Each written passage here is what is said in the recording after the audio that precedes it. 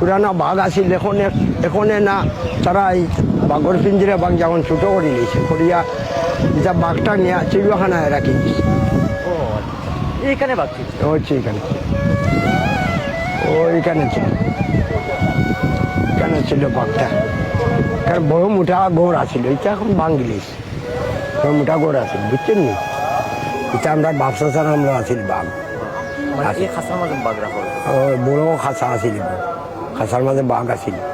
এরা যখন ইয়ে গেল কি এরা জমিদার হল মরি গেলা, তখন নিয়ে বাঘটারে তারা চিড়িয়াখানা জেল দিয়েছিল নয়। সেখানে কতটা বাঘ থাকতো এখানে? এখানে 4-5টা থাকতা প্রতিনিয়ত প্রতি সময় তারা একদিন আসতেন, তারা আর বাঘও আছিল। বন্ধুরা, আমি এখন আছি একটি বাঘের খাঁচার সামনে। প্রায় 200 বছর আগে জমিদারি ছিল, আর এখন পর্যন্ত এই বাজার প্রীতিম পাশা নবাব বাড়ি যে জমিদারি এখন পর্যন্ত আছে। আর এটারই একটা পরিচয়, এই যে এটি এখানে জ্যান্ত বাঘ রাখা হতো, জ্যান্ত বাঘ। আর এই এখন কিন্তু বাঘ নাই, এটি একটি মানে স্মৃতি বিজড়িত একটি মানে গড় রাখা হয়েছে।